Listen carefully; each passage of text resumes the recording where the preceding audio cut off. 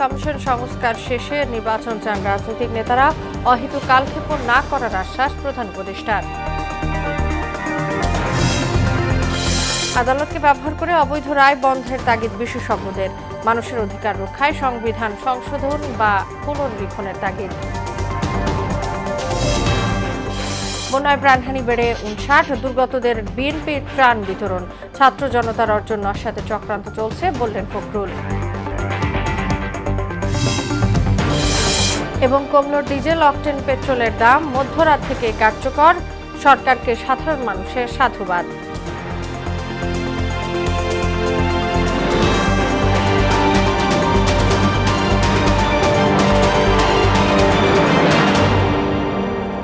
আসসালামু আলাইকুম, সবাইকে মোহনা সংবাদে স্বাগত। শুনছিলেন শিরোনাম, সঙ্গে আছি তাসনুবা বিনতে তাহের। এবার বিস্তারিত। শেখ হাসিনা সরকারের প্রভাব মুক্ত করতে প্রশাসনের সর্বস্তরে সংস্কার এবং নির্বাচনী ব্যবস্থা সংস্কারের তাগিদ দিয়েছেন রাজনৈতিক দলের নেতারা। রাষ্ট্রীয় অতিথি ভবন যমুনায় প্রধান উপদেষ্টা ডক্টর মোহাম্মদ ইউনূসের সঙ্গে মতবিনিময়ে তারা কথা বলেন। সংস্কার শেষে নির্বাচন আয়োজনে অযথা কালক্ষেপণ করা হবে না বলে রাজনৈতিক নেতাদের আশ্বস্ত করেছেন প্রধান উপদেষ্টা। নাসির উদ্দিনের রিপোর্ট, জানাচ্ছেন উষা ফেরদৌস। শেখ হাসিনার পদত্যাগের পর গেল 8 আগস্ট গঠন হয় অন্তর্বর্তীকালীন সরকার। তাদের কাঁধে বর্তায় রাষ্ট্রীয় কাঠামোতে সংস্কার এবং গ্রহণযোগ্য নির্বাচন আয়োজনের দায়িত্ব। এক্ষেত্রে শনিবার বিভিন্ন রাজনৈতিক দলের প্রস্তাবনা শোনেন প্রধান উপদেষ্টা ডক্টর মোহাম্মদ ইউনূস। প্রথম পর্বে হেফাজতে ইসলাম সংশ্লিষ্ট 7 দলের বৈঠক। আওয়ামী লীগকে স্বৈরাচার উল্লেখ করে তাদের আমলের হত্যাকাণ্ড ও অবশাসনের বিচার দাবি করেন ইসলামী দলগুলোর নেতারা। বিচার বিভাগ, শিক্ষা বিভাগ এবং প্রশাসনে আমূল পরিবর্তনের, প্রশাসনের মধ্যে দেশের মধ্যে যে বিশেষ করে যে এককেন্দ্রিক, যে প্রধানমন্ত্রী কেন্দ্রিক যে ক্ষমতা কুক্ষিগত করে রাখার আয়োজন, নির্বাচনী ব্যবস্থা সংস্কার সহ নির্বাচন কমিশন ঢেলে সাজানোর তাগিদ দেন তারা। যারা নাকি যোগ্য দেশ পরিচালনার এবং যাদের দেশের প্রেম রয়েছে, এই ধরনের লোকগুলো অনেক ক্ষেত্রে দেশ পরিচালনার দায়িত্ব পায় না। প্রধান উপদেষ্টা বরাবর 83 প্রস্তাবনা দিয়েছে কর্নেল অলি আহমেদের এলডিপি। মুক্ত বাংলাদেশ, চাঁদাবাজ মুক্ত বাংলাদেশ। এখনো পর্যন্ত আমরা বাংলাদেশকে চাঁদাবাজ মুক্ত করতে পারি নাই। সংস্কার শেষ করে নির্বাচন দেওয়ার দাবি জানিয়েছে জাতীয় পার্টি। তাই আর দেশের মানুষ আশা করে, আমরা আশা করি যে সমস্ত কাজগুলি নির্বাচিত সরকার করতে পারেন, সেই কাজগুলি আপনারা করবেন। নাসির উদ্দিন, মোহনা সংবাদ, ঢাকা। অধিকার রক্ষায় সংবিধান পুনর্লিখনের তাগিদ দিয়েছেন বিশেষজ্ঞরা। তাদের মতে সংবিধানে এমন কিছু ধারা আছে যা সংশোধনযোগ্য নয়। আদালতকে ব্যবহার করে কোনো অবৈধ রায় প্রদানের বিপক্ষেও মত দেন তারা। রাজধানীতে এক আলোচনায় এসব কথা উঠে আসে। এতে পল্লী উন্নয়ন ও সমবায় উপদেষ্টা এএফ হাসান আরিফ বলেন, মানুষের অধিকার প্রতিষ্ঠায় সংবিধান সংশোধনের বিকল্প নেই। ওবায়দুল হক মারুফের রিপোর্ট। সেন্টার ফর গভর্নেন্স স্টাডিজের আয়োজনে রাজধানীর রমনায় গণতান্ত্রিক পুনর্গঠনের জন্য আয়োজিত সংলাপে অংশ নেন বিশিষ্টজনেরা। বক্তারা বলেন, যিনি সংবিধান রচনা করেন তিনিই বাস্তবায়ন করেন, যা সাংঘর্ষিক ছাড়া আর কিছুই নয়। মানুষের আশা আকাঙ্ক্ষা অন্তর্ভুক্তি সহ সংবিধান পুনর্লিখনের বিকল্প নেই বলেও মনে করেন তারা। আমরা বর্তমান সরকারের সফলতা নিশ্চিত করতে চাই, কারণ তারা ব্যর্থতা মানে আমাদের সকলের ব্যর্থতা। দলীয় কনস্টিটিউশন দিয়ে রাষ্ট্রীয় কনস্টিটিউশন দাবি করে তার এক পাপ, আর মেনে নেওয়া অপরাধ। মিনিমাম ডেমোক্রেটিক ভ্যালুস পলিটিক্যালি এবং ফিলসফিক্যালি যারা বোঝে, তাদের এটা কথা বোঝার কথা। ক্ষমতা কোনোদিন অসীম নয়। রাজনৈতিক বিশ্লেষক ডক্টর আলী রিয়াজ ও সুপ্রিম কোর্ট বার সভাপতি ব্যারিস্টার মাহবুবউদ্দিন খোকন বলেন, রাষ্ট্রীয় কাঠামো পুনর্গঠন ছাড়া গণতন্ত্রকে সুরক্ষিত করা যাবে না। তারা সাহসের সাথে রাস্তায় নেমেছে। এই রাস্তায় নামার পরে মানুষের অখণ্ড সমর্থন পেয়েছে। কে করবে আপনার অ্যামেন্ডমেন্ট বা নতুন সংবিধান কে দিবে? লিগ্যাল বেসিসটা কি? আমি পকেটে নিয়ে ঘুরবো ছোট একটা বই বা বড় একটা বই নিয়ে হাঁটাহাঁটি করবো তা নয়, করবে পিপল। তাকে এই পথটা করে দেন। ওইটা কৃষক বলেন, শ্রমিক বলেন, সবার জন্য পথটা করে দেন। অন্তর্বর্তী সরকারের স্থানীয় সরকার, পল্লী উন্নয়ন ও সমবায় উপদেষ্টা এএফ হাসান আরিফের মতে, মানুষের অধিকার প্রতিষ্ঠার স্বার্থেই সংবিধান সংশোধন করতে হবে। সংবিধান সংশোধন অথবা তার নতুন সংবিধান সেটাও আলোচনার মধ্যে ঠিক হবে, কিন্তু সেটা নিয়ে যাবে আমাদেরকে এই গণতান্ত্রিক পুনর্গঠনের দিকে। 1971-এর প্রত্যাশা পূরণ হয়নি বলেই ছাত্র জনতার অভ্যুত্থান হয়েছে বলেও মন্তব্য করেন তিনি। সংলাপের মধ্য দিয়ে এই ডেমোক্রেসিক গণতান্ত্রিক পুনর্গঠনের দিকে আমরা আগাতে থাকব। ওবায়দুল হক মারুফ, মোহনা সংবাদ, ঢাকা। সাবেক প্রধানমন্ত্রী শেখ হাসিনাকে ভারতের কাছে ফেরত যাওয়া হতে পারে বলে জানিয়েছেন অন্তর্বর্তী সরকারের পররাষ্ট্র উপদেষ্টা তৌহিদ হোসেন। শনিবার বার্তা সংস্থা রয়টার্সকে এ কথা জানান তিনি। তার মতে, যেহেতু হাসিনার বিরুদ্ধে অনেক মামলা হয়েছে, তাই তার বিচারের মুখোমুখি হওয়া জরুরি। বাংলাদেশ যদি হাসিনাকে ফেরত চায়, তাহলে ভারত তাকে দিতে বাধ্য থাকবে। গত 5 আগস্ট ছাত্র জনতার তোপের মুখে পদত্যাগ করে দেশ ছেড়ে ভারতে পালাতে বাধ্য হন শেখ হাসিনা। এরপর তার বিরুদ্ধে দেশ জুড়ে হত্যা, মানবতা বিরোধী অপরাধ সহ শতাধিক হত্যা মামলা হয়েছে। স্মরণকালের ভয়াবহ বন্যায় মৃতের সংখ্যা বেড়ে দাঁড়িয়েছে 59 জন। মানবিক সংকট তৈরি হয়েছে বন্যা দুর্গত এলাকায়। ঘরবাড়ি হারিয়ে বন্যাক্রান্ত লাখ লাখ মানুষ মানবেতর জীবনযাপন করছে। এখনো পানিবন্দী 10 লাখেরও বেশি পরিবার। বন্যা দুর্গত এলাকায় দেখা দিয়েছে বিশুদ্ধ পানি, খাবার ও বাসস্থানের তীব্র সংকট। চরম মানবিক সংকটে দিশেহারা বানভাসীরা। আরো জানাচ্ছেন শারমিন স্বর্ণা। বন্যায় ফেনী সদর, ছাগলনাইয়া, সোনাগাজী ও দাগনভূঞা উপজেলায় পানিবন্দী মানুষের দুর্ভোগ বেড়েছে। পুরো জেলায় স্বাভাবিক হয়নি বিদ্যুৎ সরবরাহ। দুর্গম এলাকায় চলছে ত্রাণের জন্য হাহাকার। নোয়াখালীতে বন্যায় প্লাবিত জেলা সদর, রায়পুর, রামগঞ্জ, চন্দ্রগঞ্জ, রামগতি ও কমলনগর উপজেলা। পানিবন্দী প্রায় 8.5 লাখ মানুষ। মিরসরাইয়ে আশ্রয়কেন্দ্রে এখন অবস্থান করছেন অন্তত 10,000 মানুষ। বন্যা পরবর্তী পুনর্বাসন নিয়ে শঙ্কায় ক্ষতিগ্রস্তরা। কুমিল্লায় গোমতী সহ বিভিন্ন নদ নদীর পানি কমলেও পানির উচ্চতা বাড়ছে বুড়িচং, ব্রাহ্মণপাড়া ও মনোহরগঞ্জে। তবে বন্যার্তদের সহায়তায় বিভিন্ন এলাকায় ত্রাণ সামগ্রী পৌঁছে দিচ্ছে স্বেচ্ছাসেবী সংগঠনগুলো। বন্যা কবলিত এলাকায় দুর্গতদের উদ্ধার, চিকিৎসা ও ত্রাণ সহায়তায় কাজ করছে সেনাবাহিনী, নৌবাহিনী, বিজিবি ও বৈষম্যবিরোধী ছাত্র আন্দোলন সহ সর্বস্তরের মানুষ। শারমিন স্বর্ণা, মোহনা সংবাদ। ছাত্র জনতার বিজয়কে নস্যাৎ করতে একটি মহল চক্রান্ত করছে বলে অভিযোগ করেছেন বিএনপি মহাসচিব মির্জা ফখরুল ইসলাম আলমগীর। দেশে গণতান্ত্রিক পরিবেশ ফিরিয়ে আনতে অন্তর্বর্তী সরকারকে সময় দেওয়া প্রয়োজন বলে মন্তব্য করেন তিনি। কুমিল্লার লালমাই ও নাঙ্গলকোট উপজেলার বন্যা কবলিত মানুষকে ত্রাণ বিতরণ অনুষ্ঠানে এসব কথা বলেন বিএনপি মহাসচিব। আরো জানাচ্ছেন হুমায়ুন কবির। কুমিল্লা জেলার লালমাই উপজেলা বন্যার্তদের মাঝে ত্রাণ বিতরণ করেন বিএনপি মহাসচিব মির্জা ফখরুল ইসলাম আলমগীর।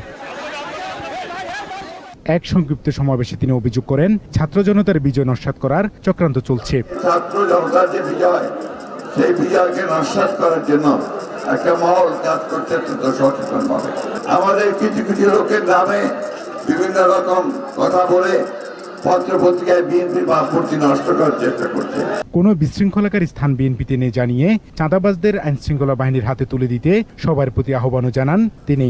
যদি কাউকে দেখেন যে চাঁদাবাজি করছে বা দখলদারি করছে, তাকে ধরে সাথে সাথে পুলিশে দেবেন।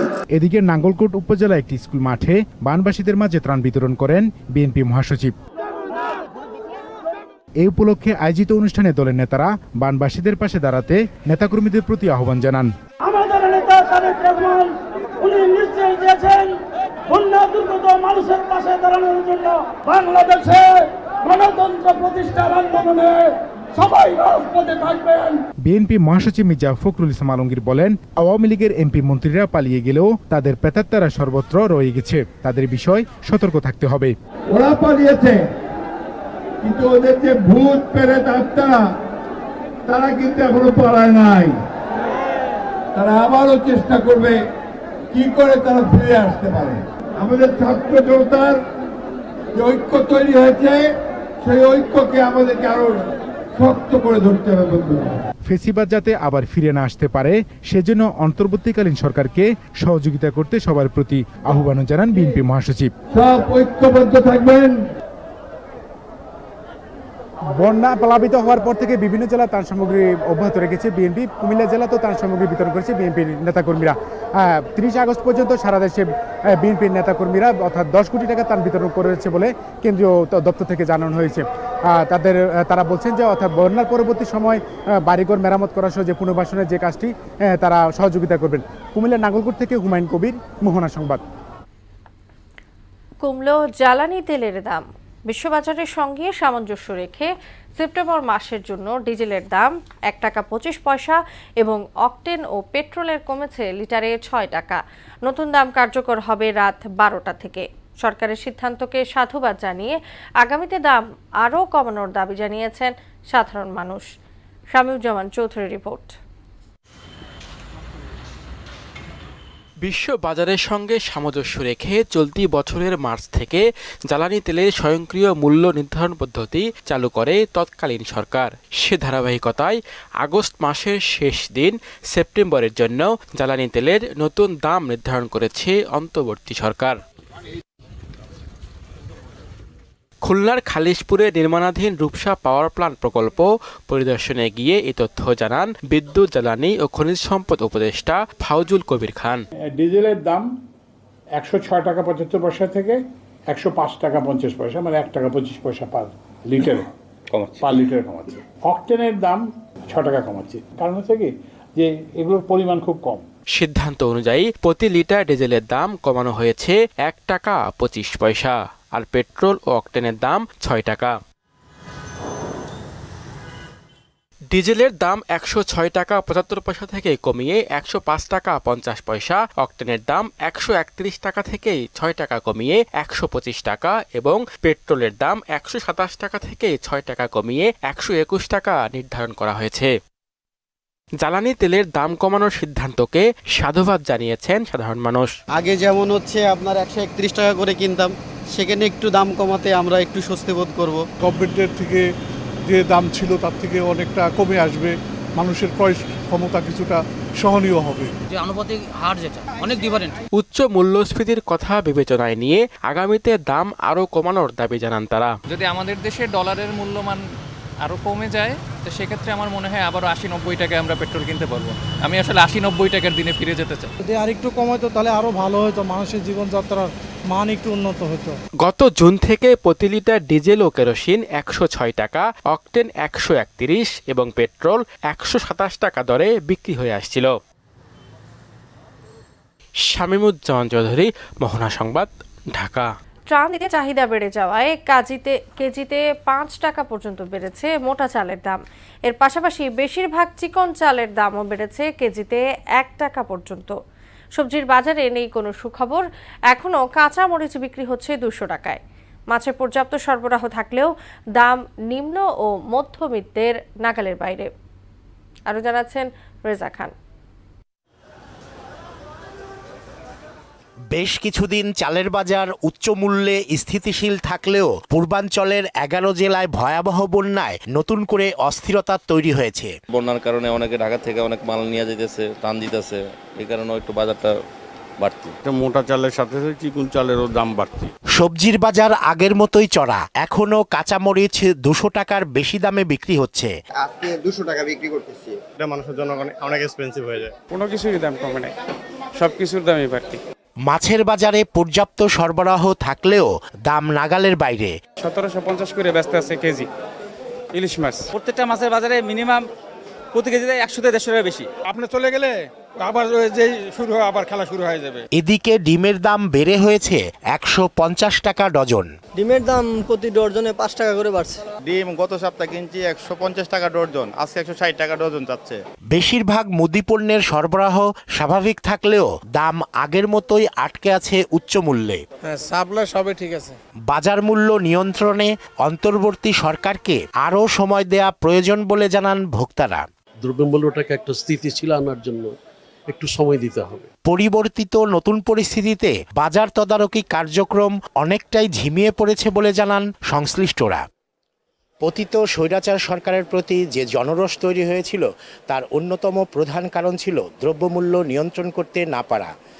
তাই দ্রুত মূল্যস্ফীতি নিয়ন্ত্রণ করে জনজীবনে স্বস্তি ফিরিয়ে আনাই অন্তর্বর্তী সরকারের প্রধান লক্ষ্য হওয়া উচিত বলে মনে করছেন ভোক্তা সাধারণ। মহাখালী কাঁচাবাজার থেকে রেজা খান, মোহনা সংবাদ, ঢাকা। রাজধানী মিরপুরে মাদক সহ এক যুবককে পুলিশের হাতে তুলে দিয়েছে শিক্ষার্থীরা। গতরাতে মিরপুর ১ নম্বর শাহ আলী মাজারের সামনে থেকে তাকে আটক করা হয়। তানজিদ ভুঁইয়ার রিপোর্ট।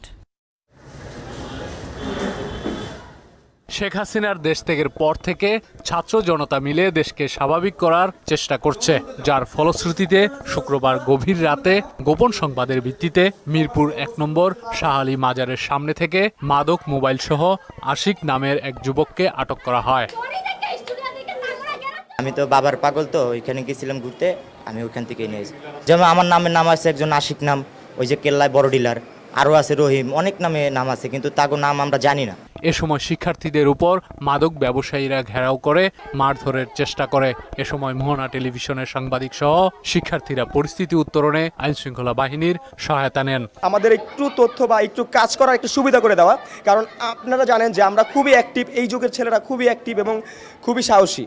শিক্ষার্থীরা প্রশাসনের সর্বাত্মক সহায়তার দাবি জানিয়ে দেশের জন্য জীবন বাজি রেখে কাজ করার প্রত্যয় ব্যক্ত করেন। বিভিন্ন কাজগুলো করে আমরা থানায়ও হ্যান্ডওভার করেছি এর আগে, এইভাবেই আর কি আমরা সবাইকে সহায়তা করে আসছি।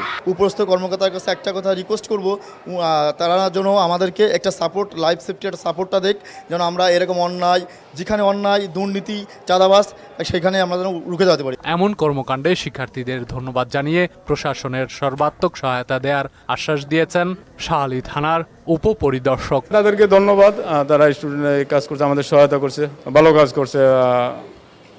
মাদক দ্রব্য ধরছে, মাদক সহ ধরছে। এ সময় বিপুল পরিমাণ মাদক, অর্থ, মোবাইল জব্দ করে অভিযুক্ত আশিককে থানায় নিয়ে যাওয়া হয়েছে। তানজিদ ভুঁইয়া, মোহনা সংবাদ, ঢাকা। পূর্বাঞ্চলে শীঘ্রই নতুন মাঠ তৈরির কাজ শুরু হবে বলে জানিয়েছেন বিসিবির সভাপতি ফারুক আহমেদ। সকালে পূর্বাঞ্চলে স্টেডিয়ামের জায়গা পরিদর্শনে গিয়ে তিনি বলেন, নতুন নকশায় হলেও পরামর্শকদের আগের পরামর্শ বিবেচনায় নেওয়া হবে। 2031 সালের ওয়ানডে বিশ্বকাপ সামনে রেখে শেখ হাসিনা স্টেডিয়াম নির্মাণ কাজের পরিকল্পনা করে বিসিবি। তবে অনিয়মের অভিযোগে ওই স্টেডিয়াম সহ বিসিবির আর্থিক বিষয়টি খতিয়ে দেখার কথা জানান ফারুক আহমেদ। ওদের যে প্ল্যান ছিল, চেষ্টা করবো, আমি এক্স্যাক্টলি ওদের প্ল্যানটা এখনো দেখি নাই, এটা আমার আসলে কথাটা বলাটা ঠিক হবে না। তারপরে যতটুকু আমার সাধারণ জ্ঞানে বোঝা যায় যে আমি ওই প্ল্যানটা দেখে, ড্রয়িং দেখে, ওইখানে তারা যা সাজেস্ট করেছিল ওই সাজেশন অনুযায়ী আমরা প্রথমে মাঠ করার চেষ্টা করবো। এটা হলো আমাদের চিন্তা ভাবনা। আমাদের যে স্টেডিয়ামগুলো সংস্কার করার কথা ছিল ওটার সাথে এটা একটা ইনক্লুড হবে। আমরা সব স্টেপ বাই স্টেপ যাব। শেষ করবো মোহনা সংবাদ, যাবার আগে নামগুলো জানিয়ে দিচ্ছি আরো একবার।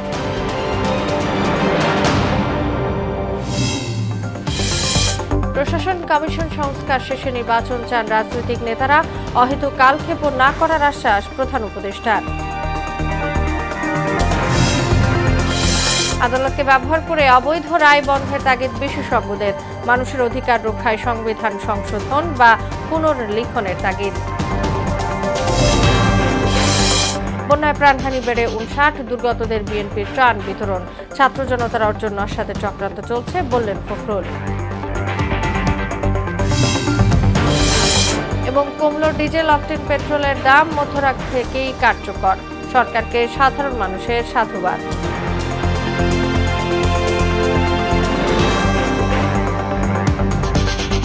এই ছিল মোহনা সংবাদে। পরবর্তী সংবাদ রাত 12টায়। মোহনার সবশেষ খবর জানতে ভিজিট করুন www.mohana.tv। সংবাদ দেখতে পারেন ফেসবুক ও ইউটিউবেও। এতক্ষণ সঙ্গে থাকার জন্য সবাইকে ধন্যবাদ।